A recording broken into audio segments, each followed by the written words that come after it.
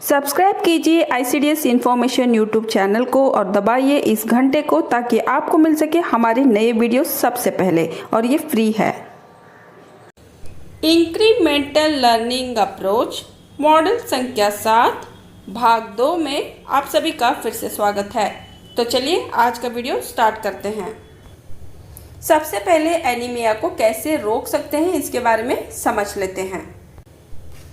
हम में से अधिकांश लोगों को ज़रूरत से कम आयरन मिलता है। यह खून की कमी का सबसे सामान्य कारण है। जब तक कि हम अपने आहार में विविधता न लाए, हमें पर्याप्त आयरन नहीं मिलता है। अधिकांश गरीबों में एनीमिया ज़्यादा होती है क्योंकि वे विभिन्न प्रकार के खाद्य पदार्थ खरीदने व खाने में असमर्थ होते हैं। उनमें मलेरिया और आंतों में कीड़े जैसे बीमारियां होने की संभावना भी ज़्यादा होती है। हम में से ज़्यादातर लोगों के आयरन की आपूर्ति के लिए खाद्य पदार्थ में विविधता लाने की तुलना में सरकार द्वारा आयरन फॉलिक एसिड की गोलियां लेने अधिक सस्ता, सुविधाजनक और पर्याप्त होता है। हम सही तरीके के खाद्य पदार्थ से यह सुनिश्चित कर सकते हैं कि हमारा शरीर पर्याप्त मात्रा में खून बनाए।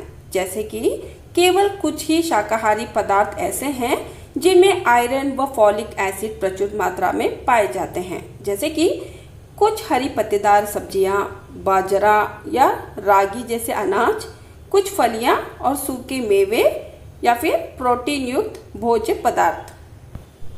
ऐसे परिवार जो मांसाहारी है वह घर में खाने जाने वाले सभी खाद्य पदार्थ खा सकते हैं। इन खाद्य पदार्थों से अच्छी मात्रा और गुणवत्ता वाला protein, iron, vitamin B12, vitamin A, vitamin D मिलता है।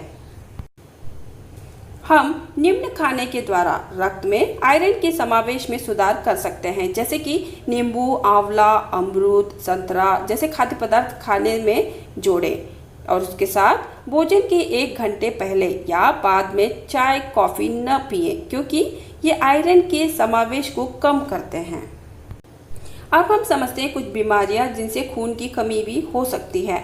उनसे निम्न तरीकों से बचाया जा सकता है, जैसे कि पेट में कीड़े मारने वाली एल्बेंडाजोल की गोलियां लेने से। दूसरा, मासिक धर्म के दौरान समस्याओं और बवासीर जैसे रोगों का इलाज करने से।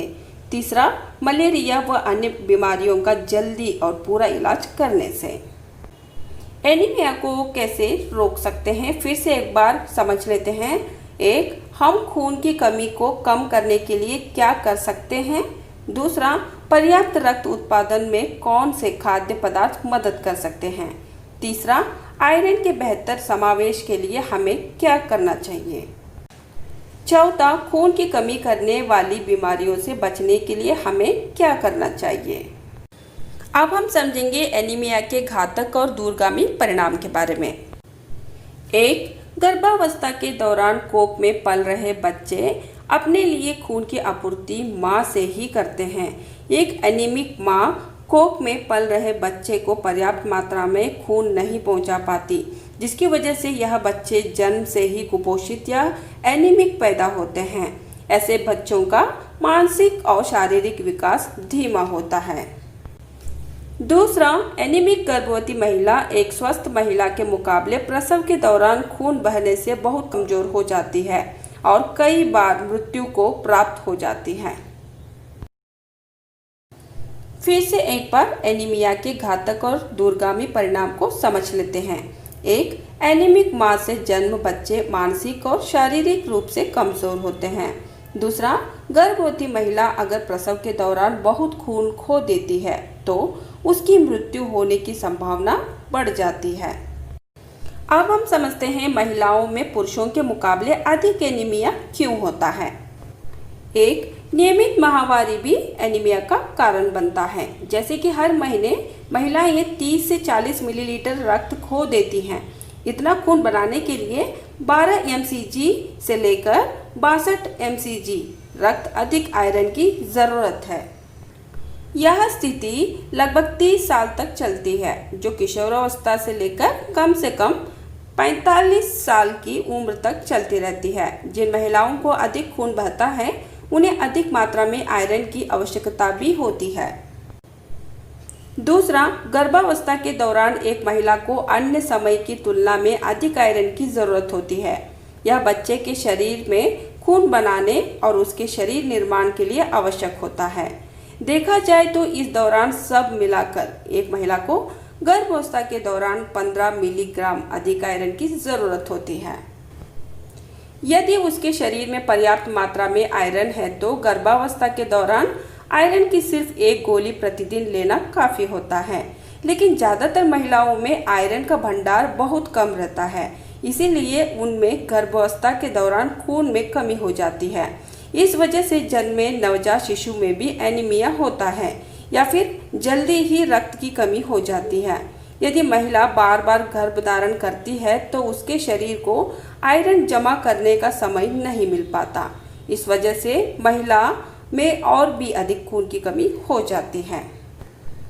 तीसरा, ज़्यादातर महिलाएं घर में सबसे अंत में और सबसे कम खाना खाती हैं। इस वजह से भी वह आयरन युक्त प्रोटीन खाना जैसे कि अन्य प्रोटीन युक्त खाद्य पदार्थ यानी कि पशु स्रोत से बना हुआ हरी सब्जियां, मेवे, दूध और दही खाने से चूक जाती हैं। वह अधिकतर चावल, रोटी और बची हुई सब्जियां ही खाती हैं जिनसे उन्हें मुश्किल से ही कुछ आयरन मिल पाता है।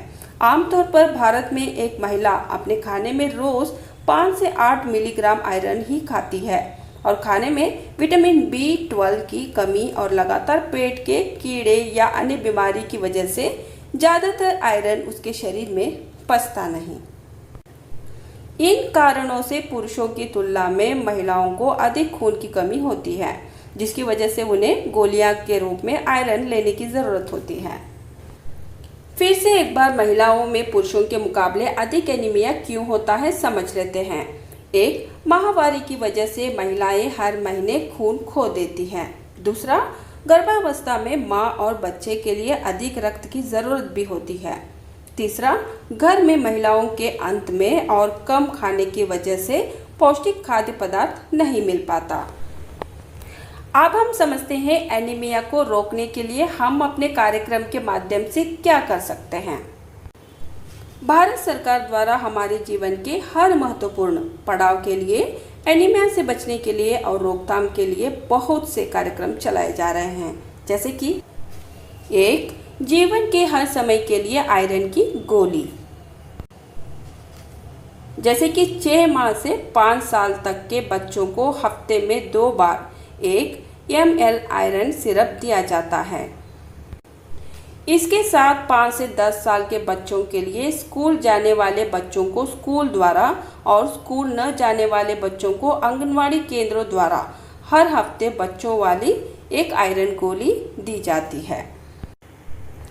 इन सब के साथ 10 से 19 साल के किशोर या किशोरियों के लिए स्कूल जाने वाले किशोर या किशोरियों को स्कूल द्वारा और स्कूल न जाने वाले किशोर या किशोरियों को आंगनवाड़ी केंद्र द्वारा हर हफ्ते एक आयरन की गोली भी दी जाती है।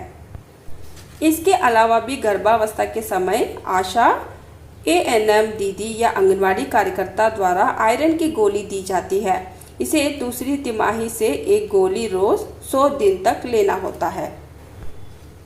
इन सब के अलावा भी प्रसव के बाद या गर्भाधारण के बीच में भी आशा, ANM दीदी या आंगनवाड़ी कार्यकर्ता द्वारा आयरन की गोलियां दी जाती है। इसे भी प्रसव के बाद एक गोली रोज़ 100 दिन तक लेना होता है। अब हम समझते हैं हर 6 महीने में पेट के कीड़े मारने वाली दवाइयों के बारे में। एक, 12 माह से 5 साल के बच्चों को आंगनवाड़ी केंद्रों पर हर 6 माह में कीड़े मारने वाली गोली दी जाती है। दूसरा, 5 से 10 साल के बच्चों के लिए स्कूल जाने वाले बच्चों को स्कूल द्वारा और स्कूल न जाने वाले बच्चों को आंगनवाड़ी केंद्रों द्वारा हर 6 माह में कीड़े मारने वाली गोली दी जाती है। तीसरा, 10 से 19 साल के किशोर या किशोरियों के लिए स्कूल जाने वाले किशोर या किशोरियों को स्कूल द्वारा और स्कूल न जाने वाले किशोर और किशोरियों को आंगनवाड़ी केंद्रों द्वारा हर 6 माह में कीड़े मारने वाले गोली दी जाती है। चौथा, गर्भावस्था के समय दूसरी तिमाही में आशा या फिर ANM दीदी या आंगनवाड़ी कार्यकर्ता द्वारा कीड़े मारने वाली एक गोली दी जाती है। समय समय पर आयरन और विटामिन सी युक्त आहार खाने के बारे में सलाह भी दी जाती है। और इसके साथ प्रधानमंत्री मातृ वंदना योजना के अंतर्गत दी जाने वाली प्रोत्साहित राशि से गर्भावस्था के दौरान खाए जाने वाले आहार में सुधार की सलाह भी दी जाती है। अब हम फिर से एक बार एनीमिया को रोकने के लिए हम अपने कार्यक्रम के माध्यम से क्या कर सकते हैं, एक बार फिर से समझ लेते हैं। 1. जीवन के हर समय के लिए आयरन की गोली। 1. 6 माह से 5 साल के बच्चों को हफ्ते में 2 बार 1 ml आयरन सिरप। दूसरा, 5 से 10 साल के बच्चों को बच्चों वाली आयरन की गोली हफ्ते में 1 बार। तीसरा, 10 से 19 साल के किशोर या किशोरियों को हर हफ्ते 1 आयरन की गोली। चौथा, गर्भावस्था के समय दूसरी तिमाही से 1 गोली रोज 100 दिन तक। पांचवा, प्रसव के बाद या गर्भधारण के बीच में 1 गोली रोज 100 दिन तक। अब हम समझेंगे हर 6 महीने में पेट के कीड़ों को मारने वाली दवाइयों के बारे में। 1. 12 माह से 5 साल के बच्चों को हर 6 माह में पेट के कीड़े मारने वाली गोली। दूसरा, 5 से 10 साल के बच्चों को हर 6 माह में पेट के कीड़े मारने वाली गोली।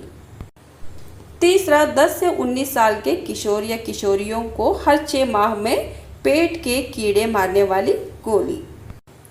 चौथा, गर्भावस्था के समय दूसरी तिमाही में पेट के कीड़े मारने वाली 1 गोली। पांचवा, आयरन और विटामिन सी युक्त आहार जन्म के बीच अंतराल की सलाह। अब हम समझेंगे एनीमिया को रोकने के लिए क्या करें और क्या सलाह दें। सबसे पहले किशोरियों तक पहुँचें और उसके बाद किशोरियों की लिस्ट सर्वे रजिस्टर की मदद से बनाएं।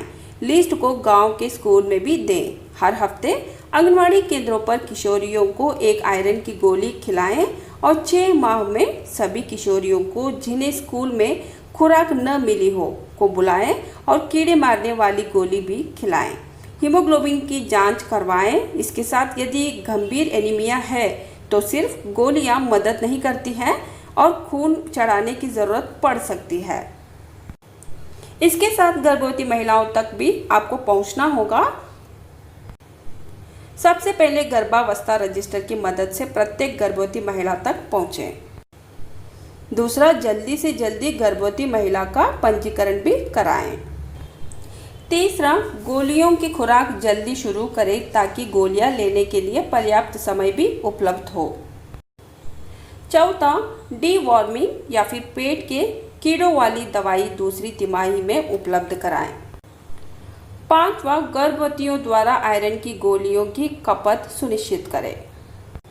छठा, आयरन की गोली खाने पर अगर महिलाओं का जी मिचलाता है, कब्ज या पेट खराब होता है तो उन्हें न घबराने को बोलें और ज़्यादा पानी पीने तथा रात में भोजन के बाद गोली खाने की सलाह दें। उन्हें गोली खाने के 1 घंटे पहले और बाद में चाय पीने से मना कर दें और कुछ खट्टा जैसे कि नींबू, आंवला, अमरूद, संतरा खाने को कहें।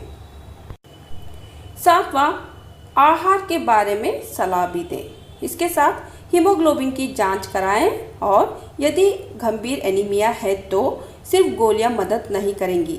यदि तीसरी तिमाही में गंभीर एनीमिया का पता चलता है तो खून चढ़ाने की ज़रूरत भी पड़ेगी। अब हम समझेंगे धात्री माताओं तक भी आपको पहुंचना है तो तब आपको क्या करना है। सबसे पहले गर्भावस्था रजिस्टर की मदद से प्रसव के बाद देखभाल गृह बेड यानी कि PNC करें। इसके बाद प्रसव के 1 सप्ताह बाद आयरन की गोली की शुरुआत भी करें और उसके बाद समीक्षा करते हुए गोलियां लेने के लिए प्रोत्साहित भी करेंगे। इसके साथ यदि एनीमिया है तो दुगनी खुराक देंगे। जन्म के अंतराल रखने की सलाह भी देंगे ताकि मां को अपने शरीर में खून की कमी पूरा करने का समय मिल जाए। इसके साथ साथ आपको आहार के बारे में भी सलाह देना है। आखिरी में हम समझते हैं अगले माह की कार्य योजना के बारे में। गर्भवती और धात्री माताओं को IFA का वितरण करें। 1. गर्भवती महिला और धात्री माताओं से संपर्क करेंगे अपने गांव के प्रत्येक गर्भावस्था और प्रसव का हमें पता रहता है। हम प्रसव के बाद बच्चे के जन्म के पहले सप्ताह और पहले महीने में हम गृह भेंट करने जाएंगे। दूसरा, प्रसव के बाद पहले सप्ताह में गृह भेंट के दौरान हम आयरन की गोलियों की उपलब्धता और प्रत्येक दिन एक गोली लेना सुनिश्चित करेंगे। एक बार में हम 30 गोलियां देंगे। जब हम गोलियां देंगे तभी बताएंगे कि आयरन की गोलियां क्यों महत्वपूर्ण है और इसके क्या लाभ भी हैं। हम उन्हें गोलियां लेने के लिए प्रोत्साहित भी करेंगे और बताएंगे कि वह अपनी थकान और मानसिक सुस्ती में सुधार रखें। इसी तरह हम गर्भवती महिलाओं के घर भी जाएंगे और आयरन की गोली के बारे में सलाह देकर उसका उपयोग सुनिश्चित करेंगे। तीसरा, प्रत्येक 7 दिनों पर महिला से मिलेंगे और जांच करेंगे, जैसे कि क्या महिला बेहतर महसूस कर रही है, इसके साथ क्या वह आयरन की गोलियां ले रही हैं। आखिर में फिर से एक बार अगले माह की कार्य योजना के बारे में समझ लेते हैं। गर्भवती और धात्री माताओं को IFA का वितरण करें, जैसे कि एक, गर्भवती और प्रसव पश्चात महिलाओं से संपर्क करेंगे। दूसरा, उन्हें 100 गोलियां उपलब्ध करवाएंगे और गोलियां लेने के लिए भी प्रोत्साहित करेंगे। तीसरा, हम प्रत्येक माह VHSND या फिर THR और अन्य दिन पर समीक्षा करेंगे और यह जांच करेंगे कि महिलाएं गोलियों का उपयोग करते हुए उनका लाभ समझ रही हैं या नहीं। आज हमने मॉडल नंबर 7 को कंप्लीट कर लिया है। हम फिर से अगले वीडियो में मिलते हैं मॉडल नंबर 8 के साथ। अगर थोड़ी बहुत भी वीडियो पसंद आ रही है तो प्लीज़ लाइक ज़रूर कीजिएगा। आपका एक लाइक काफ़ी मायने रखता है हमारे लिए। मैं अगले वीडियो में मिलती हूँ, तब तक के लिए धन्यवाद।